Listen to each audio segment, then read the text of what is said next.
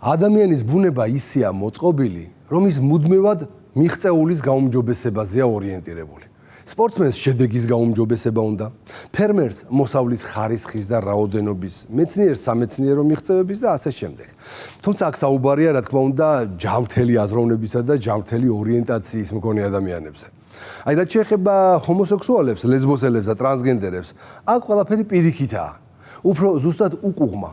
არა, მათაც უნდა წლიდან წლამდე თავიანთი გეი პრაიდების გაზრდა და გამრავალფეროვნება, მაგრამ მათი განვითარება მხოლოდ გაუკუღმართების, გადაგვარებისა და გარყვნილების მიმართულებით მიდის. წლიდან წლამდე მხოლოდ იმას ფიქრობენ, როგორ გახადონ თავიანთი პრაიდები უფრო გარყვნილი და ყველანაირი ზნეობრივ მორალური კატეგორიებიდან ამოვარდნილი. ივნისი დაიწყო LGBT საზოგადოების ეგრეთ წოდებული Pride Month-ი. და როგორც ჩანს, ზნედაცემულობის ახალ-ახალი მიღწევები კაცობრიობას წელსაც ბევრი ელის. მაგალითისთვის, ავსტრიამ უკვე დაანონსა ისეთი ამორალური შიზოფრენია, რომელმაც ლიბერალურ ავსტრიულ საზოგადოებაშიც კი უამრავი ადამიანი შეაშფოთა და აღაშფოთა. საქმე ეხება Pride თვესთან დაკავშირებულ ღონისძიებას, რომლის ორგანიზატორიც იქნება ვენის მერიის მიერ დაფინანსებული ბავშვთა ორგანიზაცია სახელწოდებით VN Extra. დიახ, არ მოგესმათ. გეი პრაიდის ერთ-ერთი ორგანიზატორი იქნება ბავშვთა ორგანიზაცია, რომელმაც დაანონსა ყურადღებით სპეციალური პროგრამა 3 წლის ბავშვებისთვის, სახელწოდებით აღნიშნე პრაიდი ჰოლისთან ერთად. და მაინც რას უნდა სთავაზობდნენ გეი პრაიდის ორგანიზატორები 3 წლის ბავშვებს. ოფიციალური პროგრამის მიხედვით პატარებს იწვევენ სპეციალურ ცენტრში, სადაც მათ ფერადი, ცისარტყელას პრინტებიანი ქაღალდის დროშები უნდა დაამზადონ, რის შემდეგაც ეს ბავშვები ამ დროშებით მშობლებთან ერთად უნდა შეუერთდნენ ვენის ყოველწლიურ ცისარტყელას აღლუმს. ორგანიზატორები ამ ყველაფერს ფუთავენ როგორც ასაკის შესაბამის შემოქმედებით აქტივობას, რომლის მიზანის ტოლერანტობის, ინკლუზიურობისა და განსხვავებული ცხოვრებისეული გამოცდილების ამაღლებაა. საგანმანათლებლო მასალებში, რომლებიც ამ ღონისძიებას ახლავს, წერია, რომ განსაკუთრებით დიდი დრო ეთმობა 3 წლის ბავშვებისთვის იმის ახსნას, თუ რას ნიშნავს ქვიარ იდენტობა და როგორი მიმღებლობა უნდა ჰქონდეს ბავშვს ამ მოვლენის მიმართ. ბუნებრივია, ავსტრიელი მემარჯვენეები განგაშის ზარებს რეკენ. ოპოზიციამ საპარლამენტო გამოძიების დაწყებაც კი დაანონსა იმის გასარკვევად, თუ რა უფლებით იხარჯება საბიუჯეტო სახსრები ასეთი ამაზრზენი გარყვნილების დასაფინანსებლად. მაგრამ ყველას ხომ გვესმის, რომ ეს მხოლოდ და მხოლოდ ბაქი-ბუქია, რადგან ვენის მერიას სოციალ-დემოკრატებისა და ლიბერალების კოალიცია მართავს და სანამ ხელისუფლებაში არაფორმალური ოლიგარქიული მმართველობის, იგივე deep state-ის ყურმოჭრილი მონები იქნებიან, ძირეულად არაფერი შეიცვლება. ევროპელ კონსერვატორებს შეუძლიათ ერთმანეთს დაუსვან რიტორიკული კითხვები. როგორ მივედით აქამდე? სად გამოგვეპარა საზოგადოების ცნობიერებაში მომხდარი გარდატეხის მომენტი? რატომ მაშინ არ გამოვხიზდით, როცა ეს ყველაფერი იწყებოდა და ასე შემდეგ. 30 წლის წინ ასეთ სიგიჟეს ვერავინ წარმოიდგენდა. ამიტომ ტოლერანტული უმრავლესობის წარმომადგენლებისგან ხშირად გაიგებდით, იარონ, ატარონ თავიანთი აღლუმები ვის რას უშლიანო. დღეს კი სწორედ ამ ტოლერანტობის სახელით, სწორედ ისინი, ვინც თითქოს არავის არაფერს უშლიდნენ, 3 წლის ბავშვებს, რომლებსაც ჯერ ელემენტარული სამყაროს ახმის ჩვევებიც კი არა აქვთ ჩამოყალიბებული, ფსევდო-ლიბერასტულ აღლუმებზე მიერეკებიან. და აბა ერთი გაბედოს ვინმემ და მათზე რამე აუკითხვას ევროკავშირში. ციხეს თუ გადაურჩა, მრავალ ათასიანი ჯარიმა გარანტირებული აქვს. თუ რატომ ხდება ევროპაში სახელმწიფოს მხრიდან ტრადიციული ოჯახური ღირებულებების ასე დემონსტრაციულად უგულებელყოფა, ამაზე თბილისის საკრებულოს თავმჯდომარესთან ზურაბ აბაშიძესთან ერთად ვისაუბრებთ სიუჟეტის დასრულებისთანავე. ავსტრიის დედაქალაქ ვენაში ადგილობრივი ბიუჯეტიდან თითქმის 12 მილიონი ევროთი დააფინანსეს ორგანიზაცია VN Extra, რომელიც 3 წლის ბავშვებს ცისარტყელა დროშების დახატვას თხოვდა და ისინი LGBT აღლუმში ჩართო. 13 ივნისს ვენის მუზეუმის მოედანზე მცირეწლოვნებს ჯერ LGBT დროშები ახატინეს, შემდეგ კი ორგანიზაციის მასკოტთან, სახელად ჰოლისთან ერთად LGBT აღლუმის სანახავად წაიყვანეს. მათი LGBT პროგრამა ასევე მოიცავდა ტრანსგენდერულ თემებზე კითხვებს საბავშვო კვიზებში. ავსტრია წლებია, რაც ევროპაში LGBT აქტივიზმის ერთ-ერთი მთავარი ცენტრია, მაგრამ 3 წლის ბავშვების LGBT ღონისძიებებში ჩართვა და ბავშვებისათვის სპეციალური პროგრამის მომზადება deep state-ის მიერ ორკესტრირებული LGBT პროპაგანდის ახალ სიმაღლეზე მიანიშნებს, სადაც ყველანაირი ზღვარი წაშლილია. ორგანიზაციის საიტზე საჯაროდ ეწერა, რომ 3 წლის ბავშვებს ვენაში LGBT აღლუმში მონაწილეობისთვის და თითქოს შემოქმედებითი აქტივობებისთვის იწვევდნენ. თან ოჯახის წევრებთან ერთად DEI, ანუ მრავალფეროვნება, თანასწორობა, ინკლუზიურობის მნიშვნელობა უნდა განეხილათ. მაგრამ სინამდვილეში პროგრამის კონკრეტული დეტალები ბევრად მზაკრულ ნაწილს მოიცავდა. 3 წლის ბავშვების იდეოლოგიური მოწამვლის მცდელობის საქმე აღლუმით არ ამოწურულა. VN Extra-ს მობილური აპლიკაცია Kinder Active ბავშვებს სთხოვდა ჩართულიყვნენ თამაშში სათაურით ცისარტყელას გამოცანა. ერთ-ერთი კითხვა კი მაგალითად ასეთი იყო, რომელია LGBT საზოგადოების ოფიციალური და ამჟამინდელი დროშა. 4 ვარიანტს შორის სწორი პასუხი ეგრეთ წოდებული Progress Flag, ანუ პროგრესის დროშა იყო. მეორე კითხვა პირდაპირ ეხებოდა ეგრეთ წოდებულ ტრანსგენდერულ იდენტობას. მცირეწლოვნებს ეკითხებოდნენ, ვინ არის ტრანს ადამიანი. აპლიკაციის მიხედვით სწორი პასუხი იყო ადამიანი, რომელსაც არ ერგება სქესი, რომელიც მას დაბადებისას მიანიჭეს. ეს ფორმულირება პირდაპირ ეფუძნება იდეოლოგიურ თეზისს, რომ ბიოლოგიური სქესი არ არის ბუნებრივად განსაზღვრული ფაქტი, არამედ დაბადებისას მინიჭებული კატეგორიაა, როგორც სხვა დანარჩენი გამოგონილი გენდერები. ეს არ არის ბავშვებისთვის ბუნებისმეტყველების გაცნობა, ეს არის კონკრეტული წინასწარ ჩამოყალიბებული იდეოლოგიური პასუხი, რომელსაც ბავშვი 3-4 წლის ასაკში სწავლობს, როგორც სწორს. კითხვებზე სწორი პასუხის გაცემის შემთხვევაში ბავშვები იღებდნენ სტიკერს მასკოტ ჰოლის გამოსახულებით, რომელსაც ხელში LGBT დროშა ჰქონდა. ორგანიზაცია VN Extra პოზიციონირებს როგორც ბავშვებისთვის და მოზარდებისთვის გასართობი და კულტურული პროგრამების მიმწოდებელი, თანაც 75 წელზე მეტი ისტორიით. წლის განმავლობაში მართავენ ფილმების ჩვენებებს, ექსკურსიებს, შემოქმედებით სახელოსნოებში აწყობენ სხვადასხვა ღონისძიებებს, მაგრამ ივნისში ეგრეთ წოდებულ პრაიდის თვეში ორგანიზაციის პრიორიტეტები მკვეთრად იცვლება. LGBT ღონისძიება უფასო იყო და არც წინასწარ რეგისტრაციას საჭიროებდა, რაც იმას ნიშნავს, რომ ნებისმიერ მშობელს შეეძლო გაუცნობიერებლად ჩაერთო მისი 3 წლის შვილი ამ პროცესში, სანამ სრულად გააანალიზებდა, რას ემსახურებოდა ორგანიზაცია სინამდვილეში. ეს ყველაფერი ფინანსდება გადასახადის გადამხდელი მოქალაქეების ხარჯზე. ავსტრიის კონსერვატიული და მემარჯვენე პოლიტიკური ძალების წარმომადგენლები აცხადებენ, რომ 3 წლის ბავშვების პრაიდის ღონისძიებებში ჩართვა მიუღებელია. მათი შეფასებით ბავშვის უფლებების დაცვის სახელით ხშირად ხდება ისეთი თემების ადრეულ ასაკში შეტანა, რომელთა გააზრების შესაძლებლობაც ბავშვებს ჯერ არ აქვთ.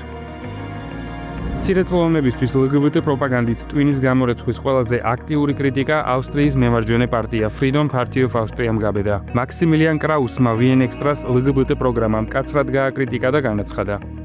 როდესაც 3 წლამდე ასაკის ბავშვებამდე queer და ტრანსგენდერული დღის წესრიგის მიტანასურთ, ეს საზოგადოებრივი პოლიტიკის უმდაბლესი წერტილია. ამ ასაკის ბავშვებს სჭირდებათ უდარდელი ბავშვობა და არა იდეოლოგიური ექსპერიმენტები. ცისარტყელა დროშების ხატვა, ტრანსგენდერულ თემებზე საბავშვო ვიქტორინები და LGBT აღლუმებში მონაწილეობა ადრეული ბავშვობიდან, ეს არ არის უვნებელი მრავალფეროვნების ზეიმი, არამედ მიზანმიმართული იდეოლოგიური ინდოქტრინაცია.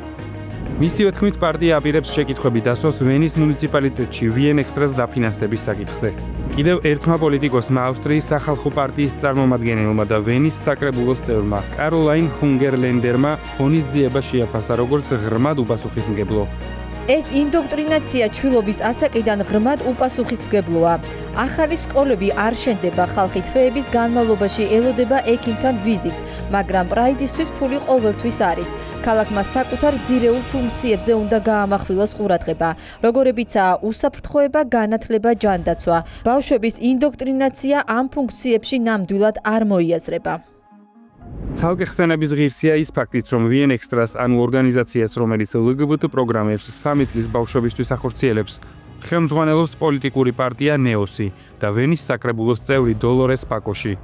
ეს კიდევ ერთხელ ადასტურებს, საქმე არ ეხება ერთჯერად შემთხვევით ინციდენტს ცალკეულ ორგანიზაციაში, არამედ სტრუქტურულ კავშირს ვენის მმართველ პოლიტიკურ კოალიციასთან, რომელშიც გაერთიანებულია როგორც ავსტრიის სოციალისტური პარტია, ასევე პარტია NEOS-ი.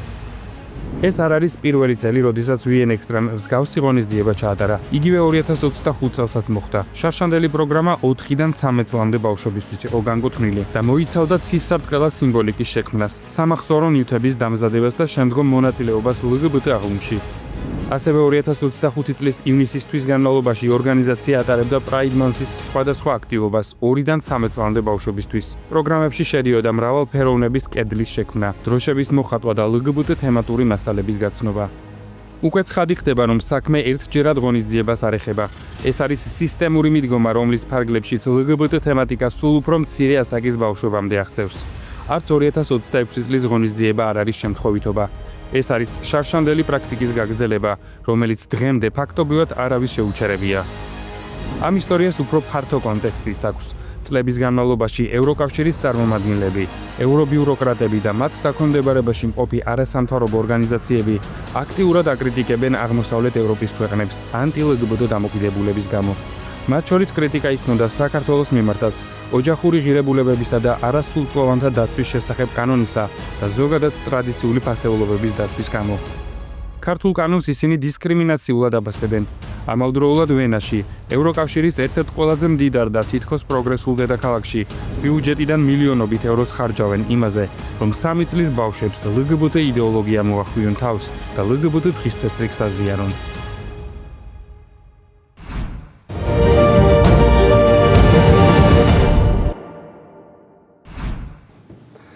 ლიბერალიზმის ანატომიაში ახლა დიალოგის დროა და დღეს სტუმრად მოვიწვიეთ თბილისის საკრებულოს თავმჯდომარე ზურაბ ბაბაშვილი. ზურაბ ბატონო, გამარჯობა.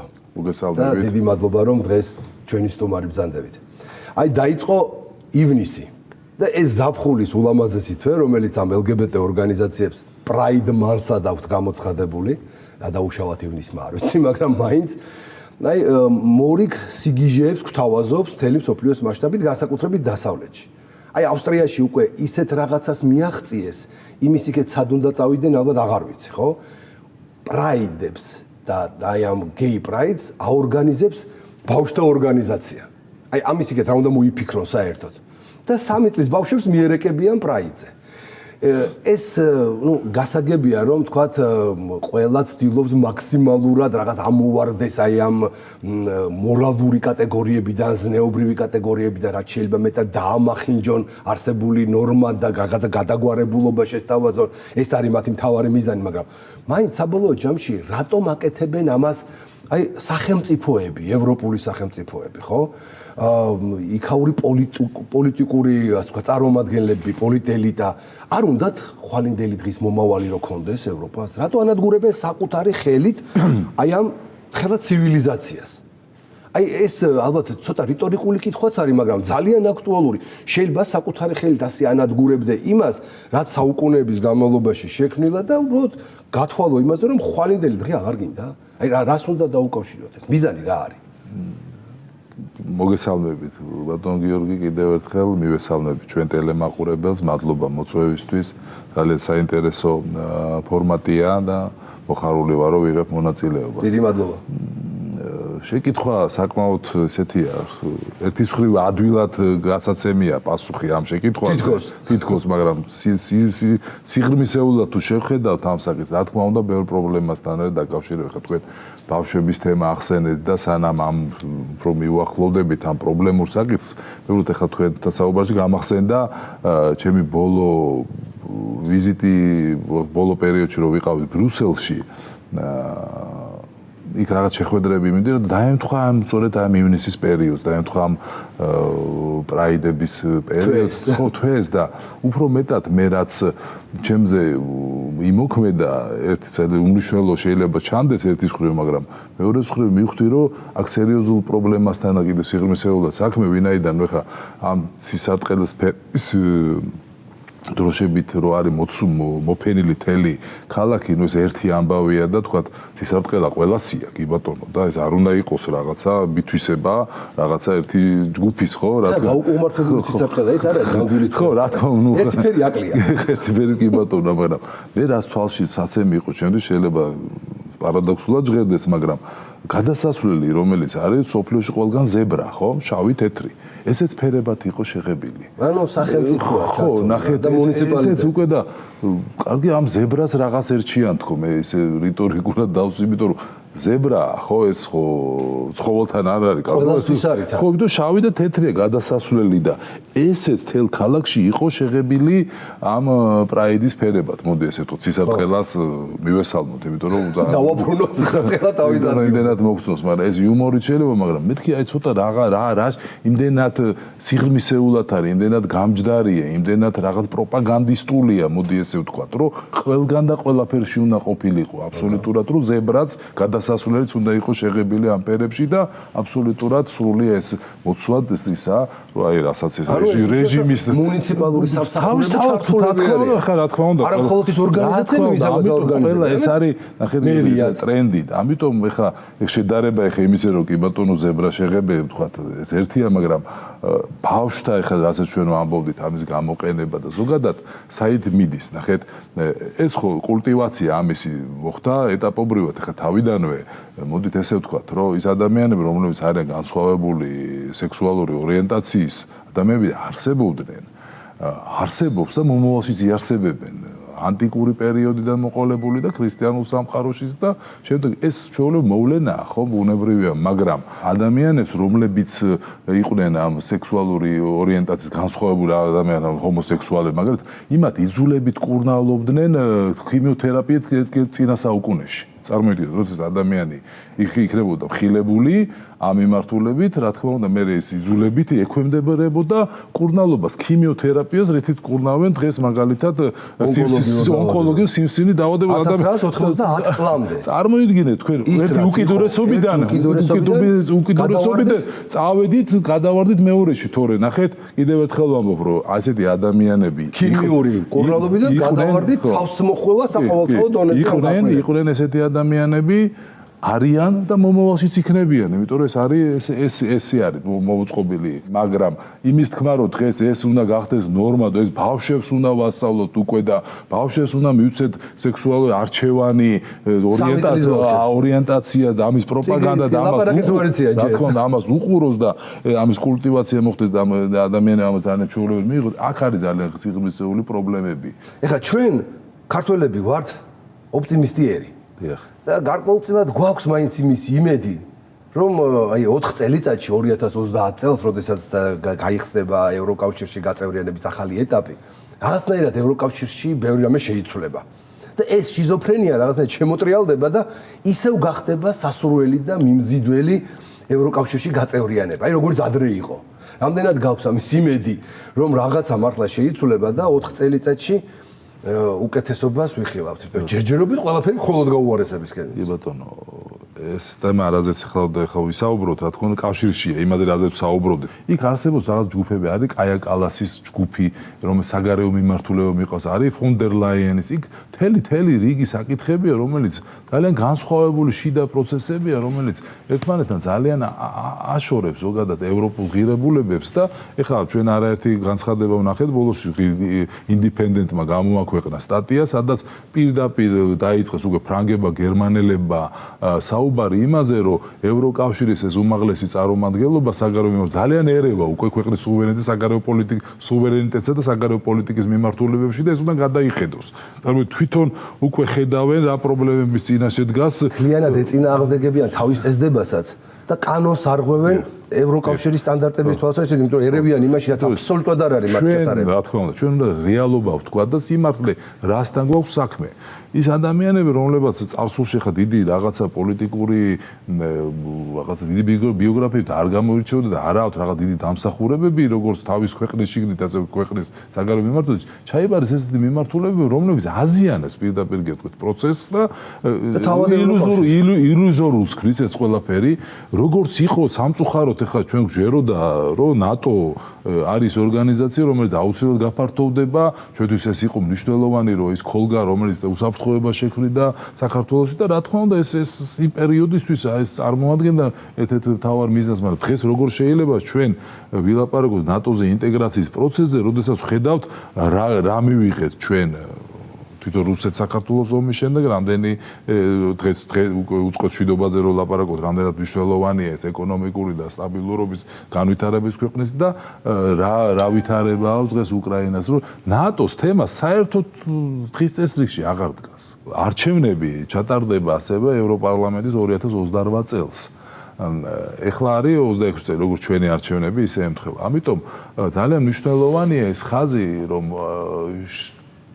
ეს მიმართულებები როგორ შეიცვლება და რა თქმა უნდა, მთლიანად ეს ბიუროკრატია უნდა შეიცვალოს და შეიცვლება კიდევაც, იმიტომ რომ რაღაც თავის პერიოდი აქვს ყველაფერს და უნებრივად მოხდება უკეთესი მოვა. ხო, იმედის, მაგი იმედით, იმიტომ რომ ნახეთ, ევროპაში მიმართულებები მკვეთრად იცვლება. მე არ ვამბობ რომ მთლიანად თელ კონტინენტზე, მაგრამ ის ძალები, რომლებიც არიან ეგრეთ ვთქვათ, კონსერვატიული მიმართულებით, პატრიოტული, ეს უკვე წინა პლანზე მოდის, ბუნებრივია და ხალხს უკვე უჩნდება განცდა, რომ რაღაცა უნდა შეიცვალოს. მე არ ვამბობ, რომ ესე მოხდება აუცილებლად, მაგრამ ეს ერთ-ერთი ამბავია, რომელიც ჩვენ კიდევ მეტად უფრო დაგვაკავშირებს და გაგვაღრმავებს მათთან. კიდევ ერთხელ წარმოჩინდა, რომ გვაქვს იმის იმედი, რომ რაღაცა უკეთესობისკენ შეიცვლება და ეს მისი ძულობის ძალა დაბრუნდება ევროპისკენ და რაღაცნაირად ეს ყველაფერი მოხდება უახლოეს მომავალში. მე მპირდადად ამის გარკვეულ იმედს მიჩენს ის მდგომარეობა, რომელიც თქვა ნელ-ნელა შეერთებულ შტატებში ჩნდება. იმიტომ რომ იქ ცოტა უკეთესი ვითარებაა. იქ კონსერვატული მოძრაობა გაცილებით ძლიერია ბუნებრივია პოლიტიკური თვალსაზრისითაც და აი მაგალითად ისინი უკვე ცდილობენ, რომ ეს აი ივნისი ბევრჯერ ვახსენეთ, ხო ეს შვენიერი ზაფხულის თვე, რომელიც გამოცხადებულია გარყვნილების თვედ. და ცდილობენ, რომ ეს გააუქმონ და ოჯახის თვედ გამოაცხადონ ივნისი. ეს არის ერთი-ერთში პრაქტიკულად იმის აღიარება, რომ ქართული მაგალითის კვალდაკვალ მიდიან. ანუ პატრიარქის ბრძნული გადაწყვეტილება აიღეს პრაქტიკულად ორიენტირად.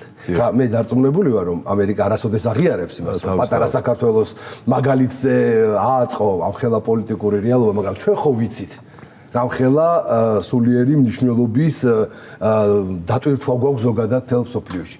არ იქნება ალბათ ურიგო და მეთანხმებით, რომ ხშირ-ხშირად შევახსენოთ. იგივე ჩვენს ამერიკელ პარტნიორებს, ანუ პრაქტიკულად ეს არის ჩვენი ინიციატივის გამეორება. თუნდაც იგივე ტრამპის ინიციატივის, რომ 17 მაისი ლოცვის დღედ გამოვაცხადოთ. ანუ არა ტრანსფობიის და ჰომოფობიის, არამედ ლოცვის დღედ. ზუსტად ისე როგორც პატრიარქმა ოჯახის ეწმენდის დღედ გამოაცხადა. ანუ ეგება და ცოტა შეამცირონ დასავლეთში თავდასხმები აი ამ ოჯახური კანონის გამო, რომელსაც ახორციელებენ ყოველდღე, ხო? დიახ, ძალიან ესეთ მნიშვნელოვანი რამე თქვით გიორგი და მეც მინდა რომ აი გავაგრძელო უბრალოდ აზრი, რომ თვითონ ჩვენი უწმინდესი და უნეტარესი პატრიარქი ილია მეორე არ იყო მარტო საქართველოს ეკლესიის წინამძღოლი და მესაჯი. ის იყო სოფლიო დონის ფიგურა. და სწორედ ეს არის. აღიარებული მისი ცხოვრების წესით, აი მრავალწლიანი 50 წლიანი მმართველობა, მისი ეკლესიის, რა თქმა უნდა, ეს ყველა ნაბიჯი, მისი სიბრძნით და გამოვლილი უამრავი ეპოქა. ეს მაგალითია სწორედ იმისა და მე ეს დაწესება ბავშვთან ათლობის ხო ეს ამხელა დატვირთვა და დღეს პატრიარქი აგრძელებს უკვე ამ გზას. ეს არის ძალიან მნიშვნელოვანი რამ. ეხლა ჩვენ სულ არ გვინდა რომ ვინმეს ნიშნის მოგებით უთხრათ რომ ჩვენ ეს გვაქვს და ეხლა თქვენ წაიღეთ და პირიქით რაც მეტი სულ ნორაფერს ნოვიტყვით. ნეტავი ყველგან გადაედოს, ყველგან იყოს გადამდები. ამიტომ ესია, ეს ფაქტი, ეს ისტორია, ხო ის როგორც ისტორიული მოვლენა, ასე რომ სასწრაფო მოვლენა.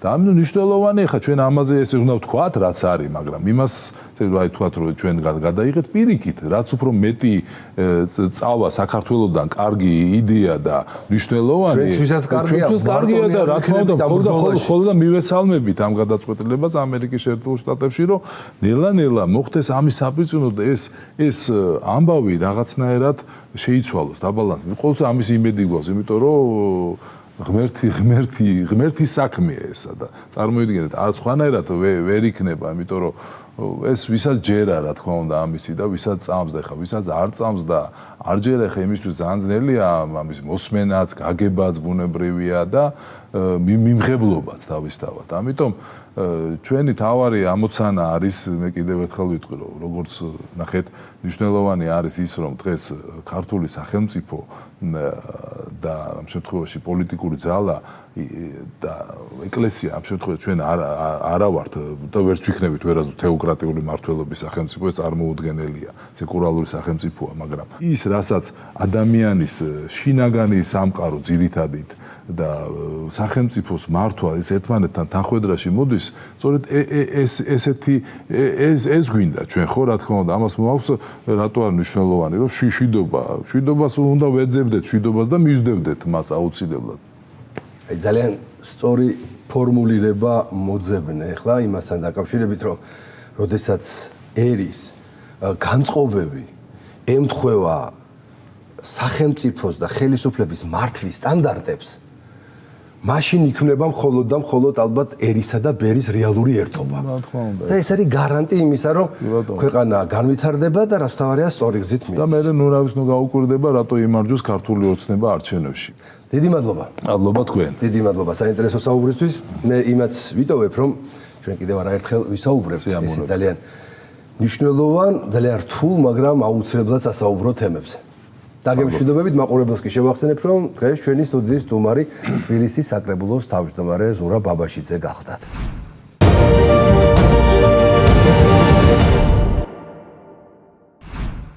30 წელზე მეტია ზაფხულის ულამაზესი ივნისის თვე დასავლურ მედიასა და საზოგადოებრივ სივრცეში ასოცირდება მხოლოდ ერთ კონკრეტულ თემასთან, ეგრეთ წოდებულ პრაიდ თვესთან. ანუ გარყვნილების საყოველთაო და ყველაზე მასშტაბურ პროპაგანდასთან. უკვე მივეჩვიეთ, რომ ამ პერიოდში არაფორმალური ოლიგარქიული მმართველობის, იგივე deep state-ის დაფინანსებითა და ორგანიზებით, ტრანსნაციონალური კორპორაციები, მსოფლიო ბრენდები და პოლიტიკური დღის წესრიგიც კი მთლიანად LGBT და ფსევდოლიბერალური იდეოლოგიის სტანდარტებზე გადადის და იწყება ყველაფერი არანორმალურის ნორმად გამოცხადების მცდელობა.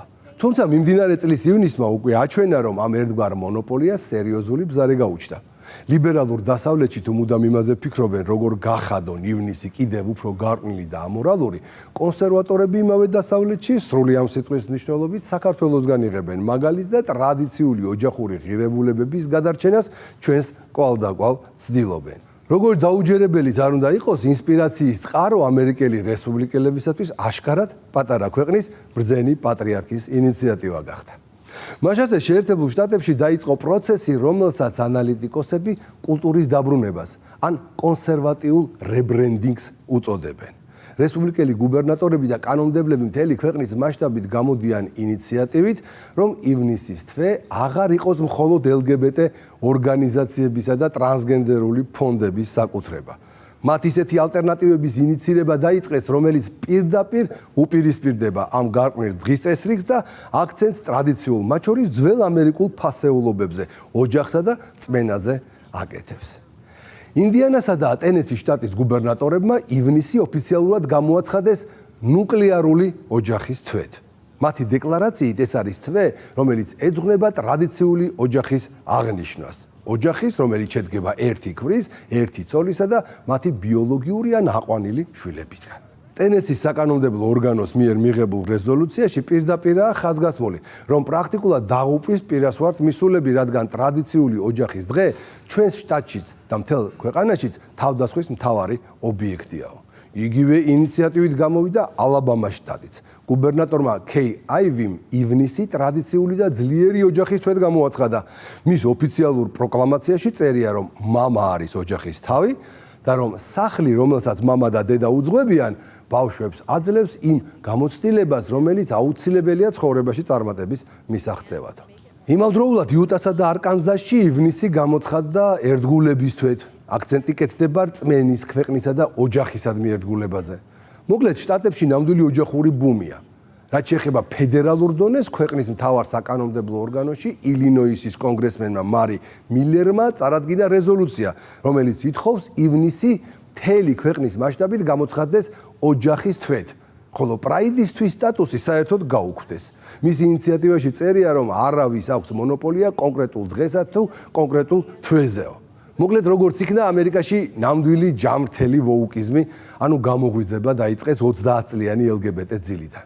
ისე არ იქნება ურიგო ჩვენს დასავლელ მეგობრებს ხშირ-ხშირად თუ შევახსენებთ, რომ პატრიარქ ილია მეორის ინიციატივით გარყვნილების საერთაშორისო დღე 17 მაისის საქართველოში ჯერ კიდევ 2014 წელს გამოცხადდა ოჯახის სიწმინდის დღე და უკვე 14 წელია ეს დღე 100,000-იანი მსვლელობებით აღინიშნება ჩვენს ქვეყანაში. რა თქმა უნდა, მსოფლიოს ნომერ პირველი ქვეყანა არასდროს აღიარებს, რომ ოჯახური ღირებულებების დაცვას საქართველოდან სწავლობს, მაგრამ მთავარია ჩვენ ხომ ვიცით, რამხელა სულიერი მისია გვაკისრია ამ პატარა ერს კაცობრიობის ისტორიაში.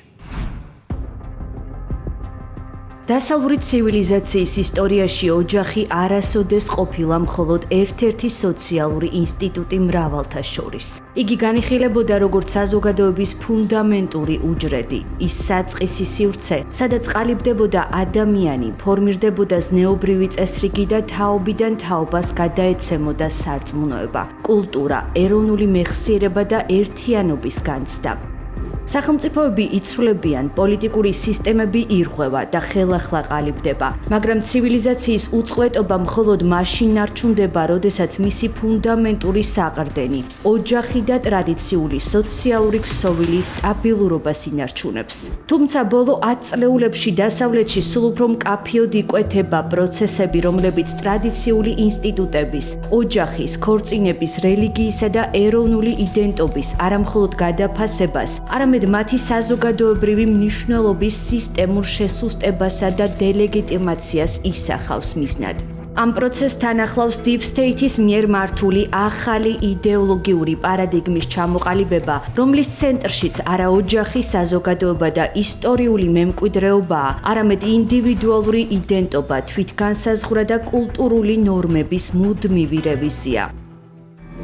სწორედ ამ კონტექსტში იქცა ივნისი დასავლური კულტურული ომების ერთ-ერთ მთავარ სიმბოლოდ. ის, რაც თავდაპირველად კონკრეტული სოციალური ჯგუფის უფლებების აღიარებისა და ხილვადობის მოთხოვნად იყო წარმოდგენილი, დროთა განმავლობაში მასშტაბურ კულტურულ პროექტში გადაიზარდა, რომელმაც სახელმწიფო ინსტიტუტებიდან დაწყებული საგანმანათლებლო სისტემითა და კორპორაციული სტრუქტურებით დამთავრებული საზოგადოებრივი სივრცის თითქმის ყველა ფენა მოიცვა. შედეგად ეგრეთ წოდებული პრაიდის თვე, ანუ გარყვნილების საყოველთაო და ყველაზე მასშტაბური პროპაგანდა, ბევრისთვის უკვე აღარ არის მხოლოდ სიმბოლური კალენდარული აღნიშვნა. იგი იქცა იმ პროცესის ნიშნულად, რომლის ფარგლებშიც ტრადიციული ოჯახური და რელიგიური ღირებულებები საზოგადოებრივი ცხოვრების ცენტრიდან ეტაპობრივად განიდევნება და მათ ადგილს ახალი იდეოლოგიური კონსტრუქცია იკავებს, რომელიც ადამიანის, ოჯახის და საზოგადოების კლასიკურ გაგებას ფუნდამენტურად ცვლის. სწორედ ამ ფონზე სულ უფრო მეტი ამერიკული შტატი ცდილობს ყურადღება გაამახვილოს იმ ღირებულებებზე, რომლებიც საუკუნეების განმავლობაში დასავლური ცივილიზაციის საძირკვლად მიიჩნეოდა ოჯახზე, ქორწინებაზე, მშობლობაზე, ერთგულებასა და რელიგიურ მემკვიდრეობაზე. ივნისის როგორც ტრადიციული ოჯახის თვედ გამოცხადება მხოლოდ კალენდარული ინიციატივა აღარ არის. ეს არის კულტურული გზავნილი, რომ საზოგადოებაში კვლავ არსებობს ძალები, რომლებიც ტრადიციული სოციალური წესრიგის დაცვასა და აღდგენას ლამობენ. მაშასე შეერთებულ შტატებში ფეხს იკიდებს პროცესი, რომელსაც პოლიტიკური მიმომხილველები ხშირად კულტურის დაბრუნებას ან კონსერვატიულ რებრენდინგს უწოდებენ. სხვადასხვა შტატის წარმომადგენელი რესპუბლიკელი გუბერნატორები და კანონმდებლები ერთობლივად გამოდიან ინიციატივით, რომელიც მიზნად ისახავს ივნისის თვის სიმბოლური მონოპოლიზაციის დასრულებას და მისთვის ალტერნატიული საზოგადოებრივი შინაარსის დაბრუნებას. ივნისი ეს ის თვეა, როდესაც ჩვენ ხელახლა ვუძღვნით საკუთარ თავს იმ ფუნდამენტურ პრინციპებს, რომლებიც შეერთებულ შტატებში ერთიანობისა და ძალის საფუძვლად მიიჩნევა. ეს არის ღმერთისადმი ერთგულების პრინციპი, ერთგულება მეუღლეებისა და ოჯახების მიმართ, ერთგულება საკუთარი ქვეყნისა და საზოგადოების მიმართ. ეს ღირებულებები ჩვენ საზოგადოებაში გარკვეულწილად შესუსტდა და ჩვენი პასუხისმგებლობაა მათი გამტკიცება. ამ მიზნით გთხოვთ ეძვიოთ Fidelity Month-ის ვებგვერდს და გაეცნოთ გზებს, თუ როგორ შეგიძლიათ პირადად ჩაერთოთ ამ ინიციატივაში. გარკვეულწილად შესუსტება ამ შემთხვევაში ზედმეტად რბილი შეფასება. საუბარია არაუბრალოდ გავლენის შემცირებაზე, არამედ იმაზე, რომ დასავლური საზოგადოებრივი საფუძველი მნიშვნელოვან ეროზიას განიცდის და ტრადიციული სოციალური მოდელების მიმართ Deep State-ის ზეწოლა სულ უფრო ძლიერდება. სწორედ ამ ვითარების საპასუხოდ ინდიანასა და ტენესის შტატების გუბერნატორებმა ივნისი ოფიციალურად გამოაცხადეს ნუკლეარული ოჯახის თვედ. ინიციატივის მიზანი მათი განმარტებით ტრადიციული ოჯახის ინსტიტუტის მნიშვნელობის გამოკვეთაა. ოჯახის, რომელიც შედგება ერთი მამაკაცის, ერთი ქალისა და მათი ბიოლოგიური აყვანილი ან მზრუნველობაში მყოფი შვილებისგან. ტენესის საკანონმდებლო ორგანოს მიერ მიღებული რეზოლუცია კიდევ უფრო მკვეთრ გზავნილს შეიცავს. დოკუმენტის ავტორები აცხადებენ, რომ ტრადიციული ოჯახი დღეს უპრეცედენტო იდეოლოგიური და კულტურული ზეწოლის ქვეშ იმყოფება, რის გამოც მისი სოციალური და ცივილიზაციური როლის დაცვა გადაუდებელ აუცილებლობად მიაჩნიათ. დღეს ინდიანაში ივნისი ოფიციალურად გამოაცხადე ნუკლეარული ოჯახის თვედ. როგორც 4 შვილის მამას და 7 შვილიშვილის ბაბუას საკუთარი გამოცდილებით მინახავს თუ რა გავლენა შეიძლება ჰქონდეს მოსიყვარულე და მტკიცე ოჯახებს მომავალ თაობაზე. როდესაც ამერიკის 250-ე იუბილეს უახლოვდებით, ეს პროკლამაცია აღიარებს იმ მნიშვნელოვან როლს, რომელსაც ოჯახები ჩვენი შტატისა და ქვეყნის მომავლის ჩამოყალიბებაში ასრულებენ. ინდიანა მომავალშიც გააგრძელებს ისეთი პოლიტიკის მხარდაჭერას, რომელიც ოჯახების გაძლიერებასა და მომავალი თაობის წარმატებული განვითარების ხელშეწყობას ემსახურება. ალაბამას შტატმაც მსგავსი ინიციატივა წამოიწყო. გუბერნატორმა კეი აივიმ ივნისი ძლიერი ოჯახების თვედ გამოაცხადა.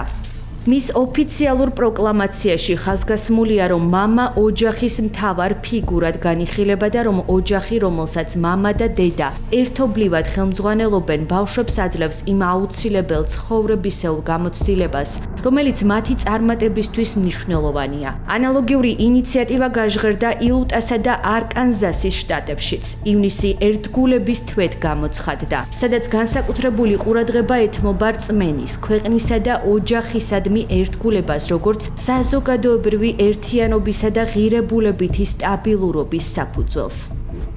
ძლიერი ოჯახები ქმნიან ძლიერ ალაბამას. ოჯახები, რომლებსაც სტაბილური მშობლები, მამა და დედა ხელმძღვანელობენ, ბავშვებს აძლევს იმ სტრუქტურასა და დისციპლინას, რომელიც აუცილებელია წარმატებისთვის.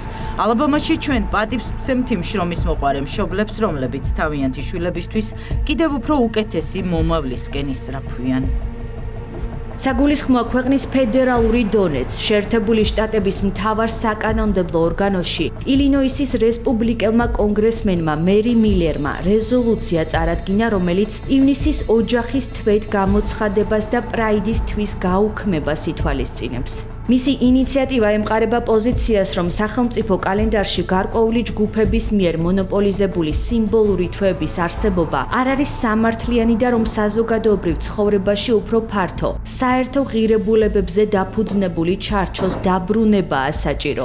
რესპუბლიკელი კანონმდებელი ხაზს უსვამს, რომ ივნისის განმავლობაში გამოფენილი აქტივობები ხშირად ცდება ბალანსის ფარგლებს და ჩრდილავს ტრადიციული ოჯახის მნიშვნელობას, როგორც საზოგადოების ძირითად საყრდენს.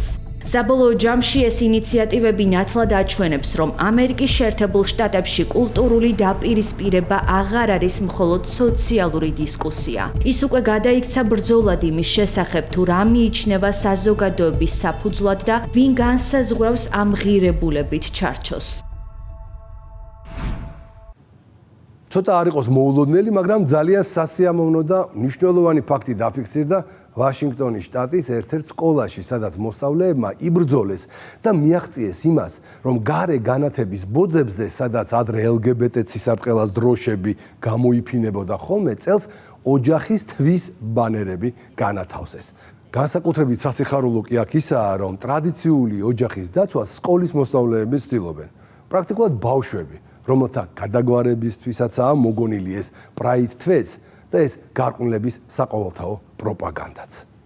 ყოველ ხუთშაბათს საღამოს 10 საათზე ყურადღებით დააკვირდით ლიბერალიზმის ანატომიას. ის კიდევ უფრო საინტერესო, ანალიტიკური და შემეცნებითი გახდა. დროებით.